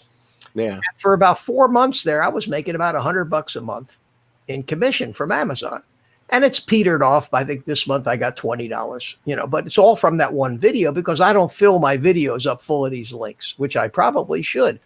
But when I made that Tyro 129 build, that 7-inch build on that quad, that was recent. I did put an affiliate link to Banggood, and one guy bought the quad from my affiliate link, and I got paid $6.30. So now imagine that you're like the Stu. Good day, Stu, from Australia. UAP Futures. Yeah, imagine that you got, that every video you make gets 5,000, 10,000 views, and you make 4 or 5 of these things a week, and in each one of these things you're reviewing a new quad that they send you, because that's how they sell this shit, and you put your affiliate link down in there. So maybe people buy 100 quads a month, and you end up making yourself 500, 1,000, $2,000 a month. And Albert Kim, he's doing well. And how about Bardwell? Bardwell, same thing. I mean, these guys went full time at it. Bardwell, he does. He has it coming from a lot of directions. Bardwell does these Ask the Know-It-All and FPV Know-It-All, and he does these 2 and 3 hour live streams where he answers technical questions, and his viewership makes Ken Hearns look bad. He has 600, 700, 1,000 viewers on these live streams sometimes. And he gets super chat money. Yeah, because the only way you can get you can get him to notice your question, and he comes right out and tells you up front. He says, I do this for a living, and if you want to make sure your question gets noticed, put a super chat. So these guys put in super chats, $2, $3, $5, but still that stuff adds up when you do this 2 or 3 times a week for 3 hours. Plus, he's a part of the Rotor Riot crew. So he's got some affiliation in there with Race Day Quads, I would imagine, and those boys, and Steele and Ladrib and them, and Amazon, and the Amazon affiliate thing. The commissions aren't that great, but if you're pushing a lot of stuff, and keep in mind, and he says this on his video, keep in mind that if you're on my site and you go down into my description and you click on the link and go to the drone and or whatever it is that you're going to, even if it's a $3 part, and you say, nah, I don't want to buy this $3 part, but I do need a new refrigerator, and you type in refrigerator and you buy a refrigerator, I still get the commission. Right. Because you went to Amazon through my affiliate link. Right. So Bardwell constantly says, I don't care if you buy the drone or not, but while you're there, buy anything you want because I'll get paid for it. And that helps out the channel. Now, I appreciate the stuff he does. He puts a lot of time and energy into coming up with technical answers that are valuable to me. And I appreciate that. So it's quality. Yeah. So, I mean, I'm not going to send him super chats and ask him questions like that. But if I'm going to buy something, I'll bang an affiliate link and let him make a few bucks off of it. I got to admit, I do that myself. Do you? Yeah. I'll use affiliate links from guys just to help them out. Because I'm buying the equipment anyway. Is how I look at it. And Amazon even has this one where if you go to it, it helps out a charity. I know they ask me every time, are you sure? Do you want to go through our charity channel? So where if you buy, they actually give some money to a charity. I forget the name of it. Hey, Mitch. Yeah. Question for you. If you ride out this storm and you come back and your 3D printer works, can you make me one or two of those Acrobat Firefly holders? Yeah, Mitch. I see Do you guys know where I can buy them? wanting No. Then I'll be camera happy. holder. I'll be happy to do that for you. Thank you. But Can you make yellow so I can find it? no, I can't make yellow. I only have red. I don't want to buy a $30 roll of. Oh no, I just didn't know if you had the color. Yeah, no, I got red. But yeah, remind me if I will. You should be able to find red. if I survive the storm. Red. In the past All the hour, I colors managed are to real forget about popular. it. Real easy to get. Pretty Mel, much did any you color get you one want. of those? What's that? One of those camera covers from Mitch? I know No. you got the You buoys. got boat bumpers. Yeah. Sausages, little sausages. Yeah. Yeah. Boat bumpers.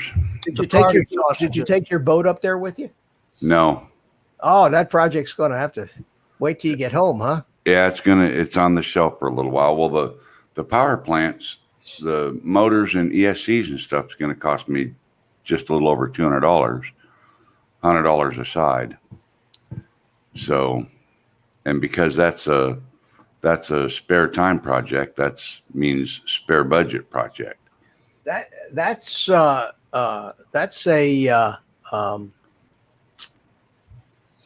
an ambitious project to say the least. Oh yeah, I've done them before. I had one years ago that I used to run in Oceanside Harbor out there in California. Place it here asks me, are I near a canal? Where do I run my boat? I don't have a boat. So It's Mel that has the boat. Maybe he's confused. Mel's got the boat, but Mel doesn't have the boat. I'm building a boat. Right. Big money. Jim tells the big money's in selling boat bumpers. Mhm. Hey guys, talk for a second. But I did bring a have boat. to I did send bring a a boat text. with me, a toy one. Oh, okay. Yeah. And Talk RC amongst one? yourselves. I got to send a text here about the hurricane to somebody. Gotcha. An RC one, Mel? Yeah. You're near water to fly it? Yeah. Hang on. I'll go get it. All right.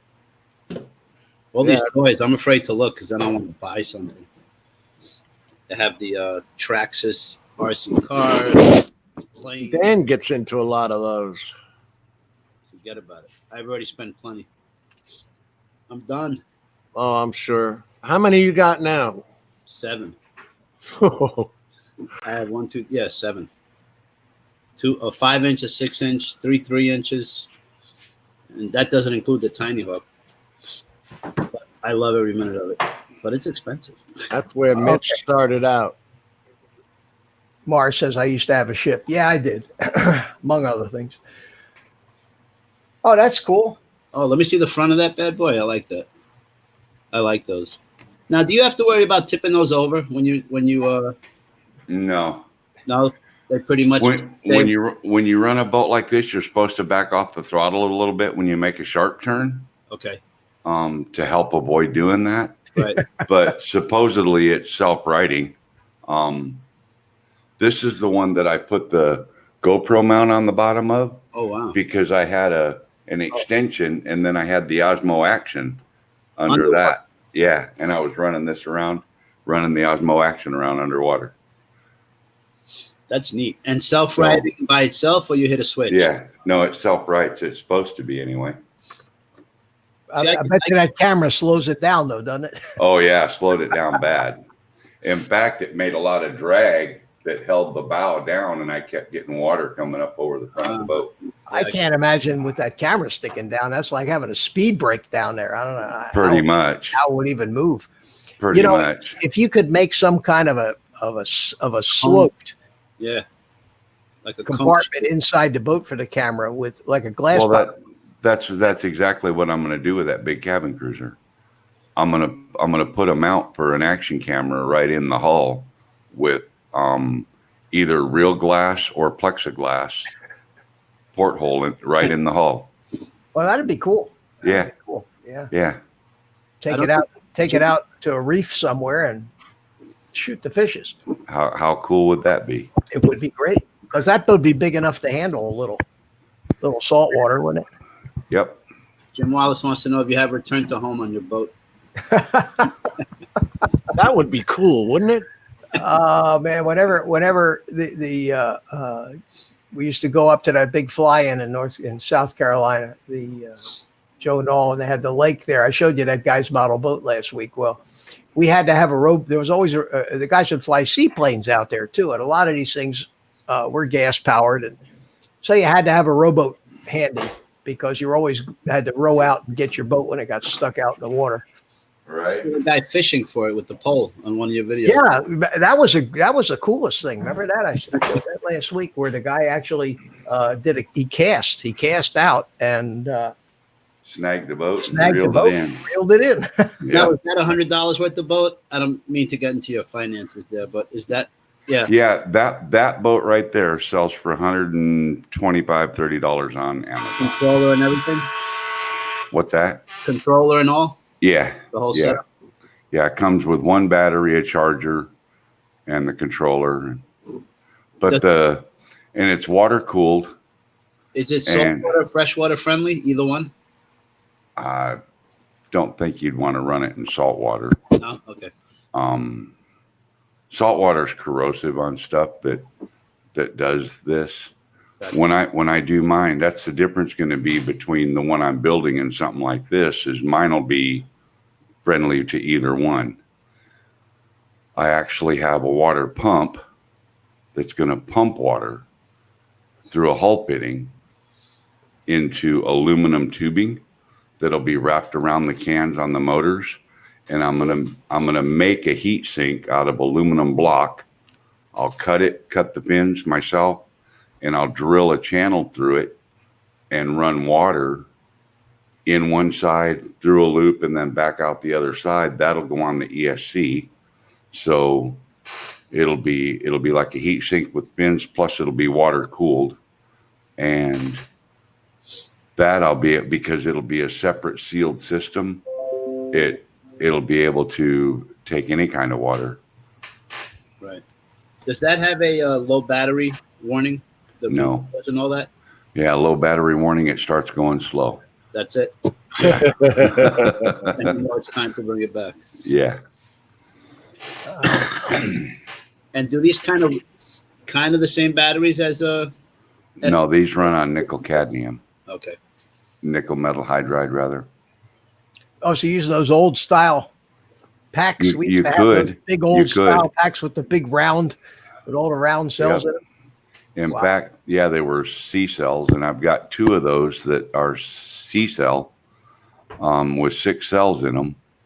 And I figured it out. I bought these batteries to run my low RC10.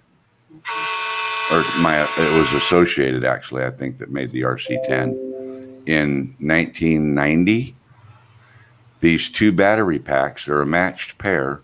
They'd been in my RC toolbox with my little Allen wrench sets and some pinion gears and everything, all kinds of stuff. Shocks, I can rebuild oil shocks, and I got all kinds of parts. And inside this, it's basically a tackle box, but it's a toolbox. It's an RC toolbox, was two of these battery packs. Well, this charger that I bought will charge nickel metal hydride. So I plugged them in, charged them both. They both took a charge. They both worked just fine. Both of those motors are going to be powering both of those batteries rather are going to be powering my water pump, my radio, all of my auxiliary power stuff, the anchor winch, the lights, the running lights and everything on the boat. They're all going to be powered by those battery packs that I bought in 1990.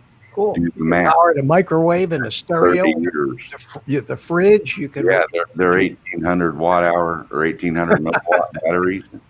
Yeah. That's amazing that they still work after all that time. Well, they've been sitting in storage with no charge on them, very little charge. So My first electric way back when RC airplane, I used one of those big long packs. The thing had to be about 8 inches long. yeah. Weighed yeah. a ton. God, weighed a ton. Very heavy. Very heavy. Equivalent power to a lithium polymer was ridiculous. I mean, a lithium, you could get more power out of the lipos. Oh, yeah. Well, I took a servo apart and I cut the travel stop off of the gear. And then the servo, on the inside of a servo, it has a potentiometer that when the main servo gear turns from the motor, it turns the potentiometer, and that when it reaches the end of its travel, that also tells the motor to quit turning. So you've got a gear stop and a motor stop. Well, I cut the gear stop off, then I centered the potentiometer, and I wedged some little chips of wood down in the sides of the potentiometer, because it was coming out of a round opening, but the thing was a slot like this, and it fit into a slot in the bottom of that gear. I routed out the bottom of the gear to round so it would clear it, and then I wedged little wood chips in and put super glue on it to wedge that potentiometer at dead center. So when I power up the receiver, the servo does twitch just a little bit, but not as much as a normal servo would twitch when you power on the old radios. And then on the QX7, the dial on the right at the top that's got the center notch. Yeah. I made that channel 7 on the radio receiver because I got a 9-channel receiver. I made that channel 7 or 8, and I turn it one way and that servo motor will rotate continuous. And if I turn the pot the other way, it rotates the opposite direction. So for a winch, huh? That's cool. And I printed a winch. I printed the base and an oval shaped shaft. And then I printed the spool with an oval shaped hole in the center so it'll slide on over this so it can't slip. And then I printed the base of the shaft round and put 4 holes in it to screw it right into the 4 sides of a servo arm. And I made an end stick off the end past the spool that's 10 millimeter. So I'll put a bearing over that, and then I'll mount that on a piece of wood. So the servo will be solid, the bearing will be solid. The only stress will be on the actual torque of the servo winding the winch up to the anchor.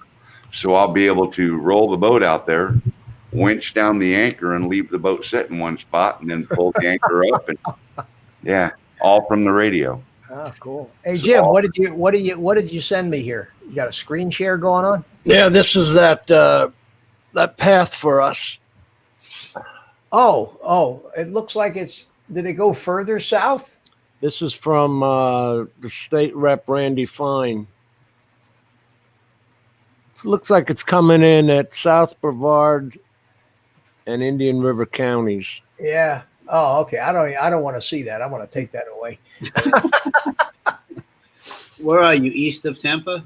Northeast of Tampa? Me? You see where it says Palm Bay? Well, no, he took it away. He took all Oh. Oh, no, we're right there in the the.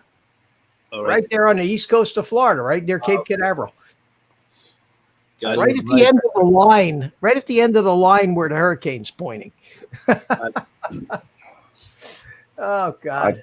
I thought Cape Canaveral was further north. It is. Yeah, about 30 miles. Oh, 20, 30 miles. Not far enough north to make much difference. not when hurricanes are concerned. No, but we're still hopeful.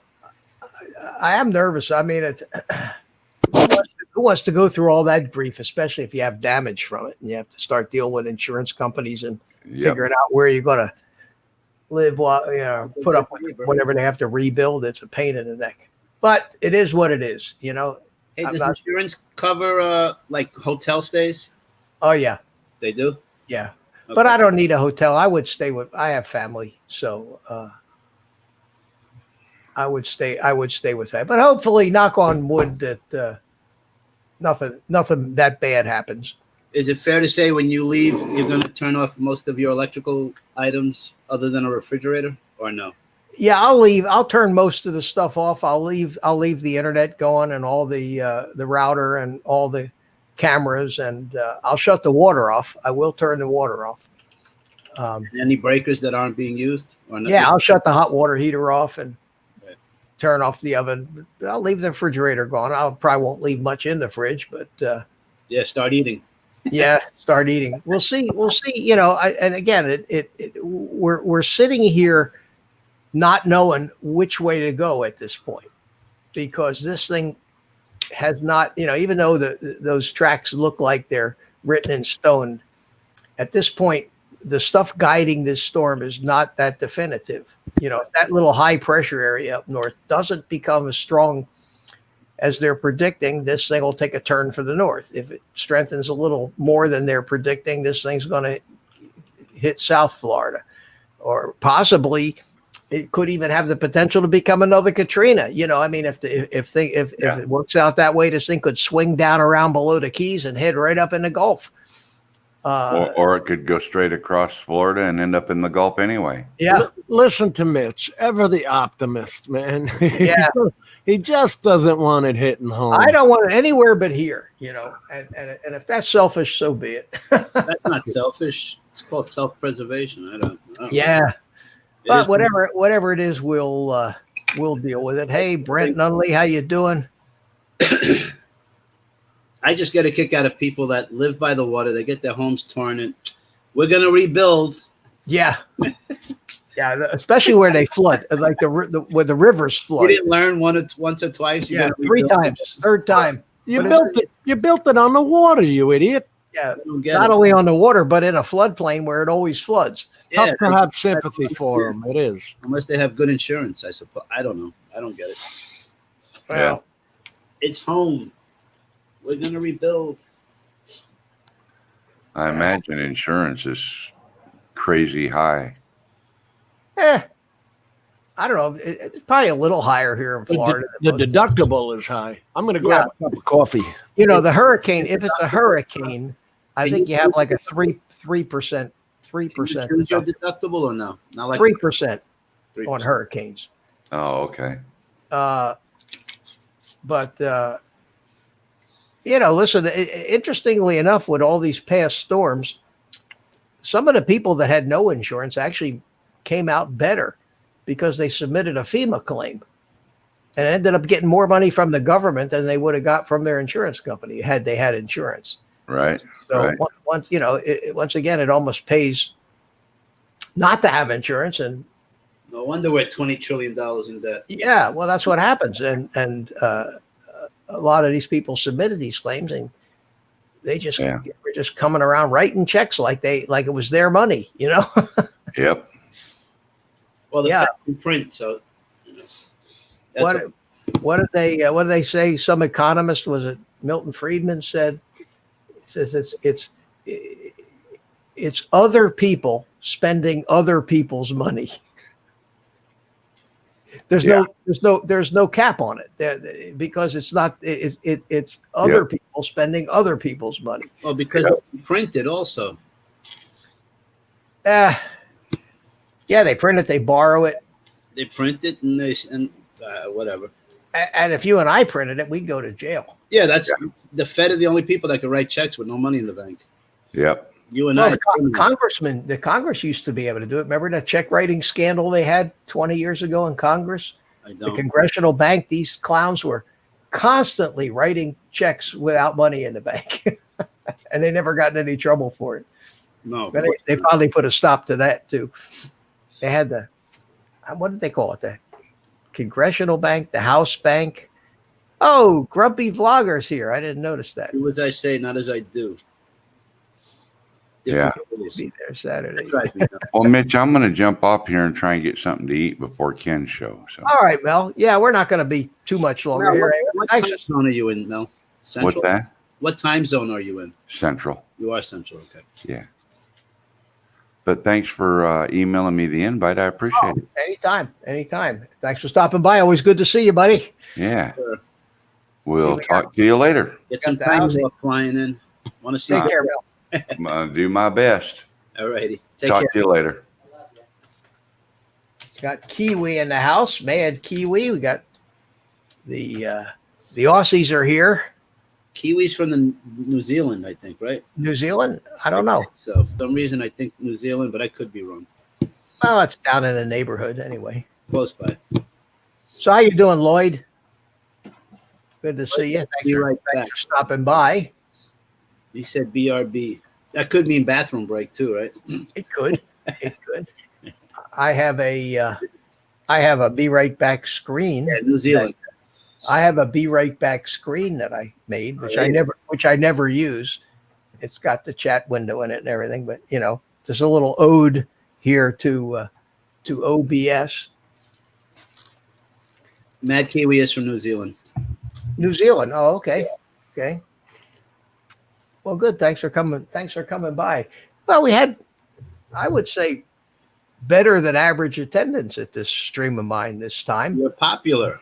I don't know why, but you got a thumbs down, knuckleheads. Really? Yeah, I just saw that. Oh, you always have to get a thumbs down. I'm sorry. Whatever I did, Or didn't do. I'll try not to do it again. You have to sing and dance next time. I don't know. There's I don't always- get, I don't get a lot of thumbs down, and Only recently I have been. I don't give thumbs downs. When's the last time you clicked a thumbs down? Yeah, I don't. My mother used to say, if you don't have something nice to say, don't say anything. Right. I get them, Mitch, and I do construction, and I'll get a thumbs down. It's because they don't like the construction, not me. But why are you giving me the thumbs down? Give it to the construction company. Well, there's just people that like to do that. Look, it's possible that somebody came into the chat. I know that Mark from Centroid, I didn't catch him when he was in here because we were busy talking. And I saw him and I saw that he had been in there, and he said, and I didn't say hello to him, so maybe he got his feelings hurt. But Mark wouldn't do that. I don't think it's very hard. You guys know this. You do live streams, Jim. It's very hard when you're having a four-way conversation like this to actually keep on top of the chat, and because it's distracting. Because what happens is you're in the middle of a conversation or something, you're focused. and then you see something in the chat that takes you off on a tangent. Right. And then whatever you were talking about or whatever point you were making goes by the wayside. You lose it. You lose it. So you can't do everything. Now, if I was on with no guests, for example, I don't know how entertaining that would be, but you guys tell me that it is. Then you engage with the chat and you read everything and respond to it, and you have conversations with It gives you more to talk about, right? with the people in the chat. But anybody in the chat on any of the streams that I do, at least, has an open invitation to let me know they want to come on the panel, because I enjoy talking to you guys. Different folks. Yeah. You don't always want the same people anyway. You know. Well, at Mix my it up. stage of the game, I'll take anybody that shows up. I mean, no offense, guys, but Great. you know, I'm like the fat ugly girl at the bar. You know, anybody that pays attention to me is okay with me. You know, They pay more attention to her. I was going to say something, but I think I'll refrain. Lloyd is back. Hey, Lloyd, how you doing? Good to see you. Good to see you. Where did he go? Like you were busy, Lloyd? Oh, you were taking care of Judy. Never mind. Yeah. Yeah. So who else we got in here? Place it now. We're dwindling down. We're down to 14. I think I had as many as 22 at one. I saw definitely 21. Yeah, I thought I saw a 22 crowd by. I got a chart here. You guys have seen the you've seen the live control room, right? Oh yeah, yeah. And it tells you the total number of viewers and who's viewing at what resolution. And the high point right here is 21, 22, right there. This is on your second monitor, Mitch? Yeah, this is on the monitor that's to my left. Okay. And I keep two windows open during my live streams. One that actually has the stream itself over here. See it? Right. And the other is the live control room that I keep an eye on how many watch. I've got 29 watch hours so far on this live stream here. How do they calculate this? Any idea? Oh, just minute by minute. In other words, if you got 22 people on and they're all on for a minute, that's 22 watch minutes. Okay, so if you have 20 people and you're on for an hour, I mean, they watch for an hour, it's 20 hours. 20 hours, yeah. They, So they literally do it that way. That's It exactly is right. minute by So I've minute. got 29 watch hours, which is good for this 2-hour stream. And where do you It's find an average of total about 15 viewers. So Where do you find your total hours watched? Are you just doing that with the math? no, you can the total hours for a particular video or for your whole. No, in general, yeah. Oh, just have to go to your channel analytics. Okay. It's And- under a customized channel. Yeah, Your and there's- analytics will pop up. I have an app on my cell phone that I use. Got it. I have an app on the phone that I use that's called what is it called? Well, TubeBuddy is also free. Yeah. But YouTube Studio, YT Studio, and it's really nice because you can drill down into any video and find out that the number of views and the trends and the That's a watch Play time. Store app? Pardon me? That's a Play Store app? Yeah. YT Studio, YouTube Studio, and it's a good app. It tells me it'll tell me how many subscribers I have, and like I say, I started this show with 801, and I wonder if I lost any during my live stream. People get tired of me and say, "Nah, I'm finished with him." Nah, I still got 801. I have 11,221 views. Who? Me? Me. Oh, you? Yeah. I guess you divide that by 60. No, that's time. No, that's views. Yeah, you have to find the watch minutes. Yeah. One day I'll look into that. Divided by 60. Yeah. I got a grand total on this little channel. I think about a little over 35,000 views, and 20,000 of that is that one video that I made about the vlogging camera. Wow, cool. Yeah, it's got 20,000. Damn video's got 20,000 views.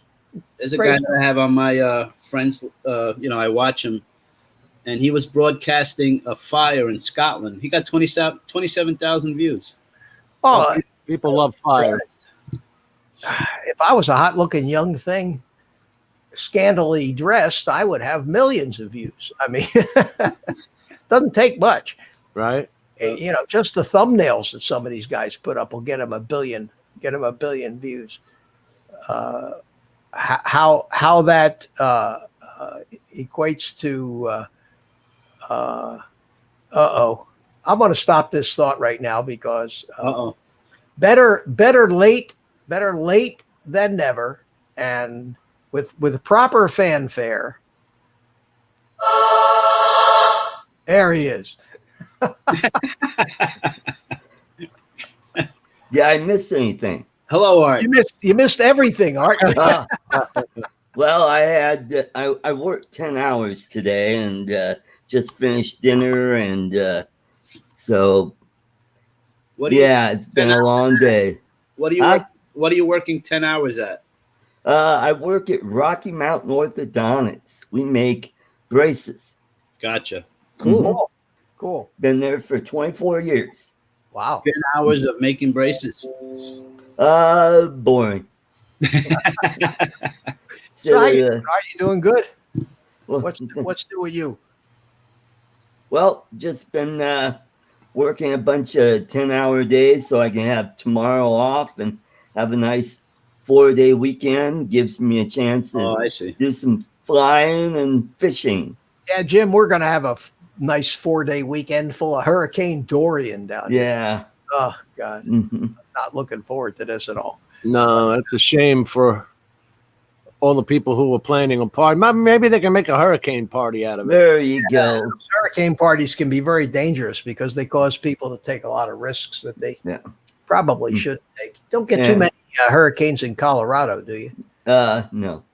No. Guy I work with is in Florida now vacationing. Yeah, a lot of people. Can you imagine all the people that get their vacation or cruise or screwed up, made plans for a year, pay all that money, and have a hurricane come along? But I don't care, about them. I only care about me. Nah. We'll see. We'll see. At any rate, guys, it's just about that time. About that time, Art. Nice. Art's. Hey, Art, quick question about your braces. Do you guys use the clear ones or it's total metal braces? We do both. We just got into the clear like the Invisalign. Yeah. We just broke into that this year. We got the FDA approval, and they're selling really good. Do they work as efficiently as the metal ones and the bands, the rubber bands? It all depends on the severity of the crookedness, dental work. Yeah. If you got like snagglepuss, where you probably need regular metal braces. But I just wanted to show you something. Oh no, I've got two. Now, what are those dolls? What are they supposed to be? Well, they're stress relief. They're squeezy things. I mean, are they supposed to be a dentist? Is that what it's supposed to be? Yeah, that's what it is. And it's got our logo on the back. Don't go anywhere. Don't go anywhere. That's so But what would really be cool is if someone could make me a Ken Heron head for a ventriloquist doll. Can you do his voice? I don't know. I'd probably have to practice a bit. Gotcha. Yeah. Okay.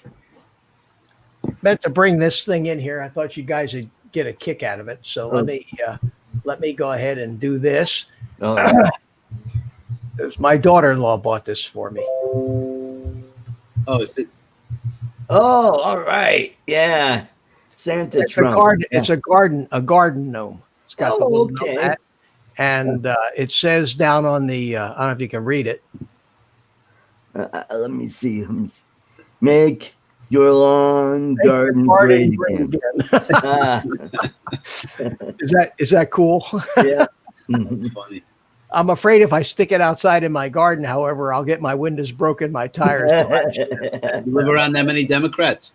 There's a couple of them, but I don't trust any of them. You know, that's the problem with those compassionate, peace-loving people. Is not very friendly. Not very. They're violent. Oh, jeez. Anyway, I've got a great guest for Sunday on Art's Place.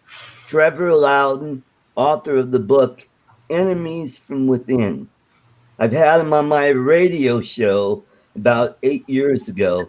He's from New Zealand, and yeah, so we're going to touch on all the communists and Marxists that are in Congress.